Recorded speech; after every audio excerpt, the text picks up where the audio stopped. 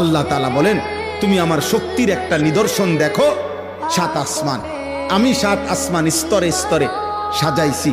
তুমি পৃথিবীর সর্বাধুনিক মেশিন দিয়ে পরীক্ষা করে দেখো, এই 7 আসমান কিংবা প্রথম আসমান কোন জায়গায় একবার না, শতবার, লক্ষবার চোখ ফিরাইয়া ফিরাইয়া অথবা তোমার মেশিন দিয়া দিয়া তুমি পরীক্ষা করে দেখো, 7 আসমানের কোন অংশে কোনো ছিদ্র, কোনো খুঁত, কোনো বৈপরীত্য, কোনো তফাৎ দেখা যায় কিনা। বরং এক নিখুঁত পরিকল্পিত ভাবে 7 আসমান আমি আল্লাহ নিজে সাজাইছি।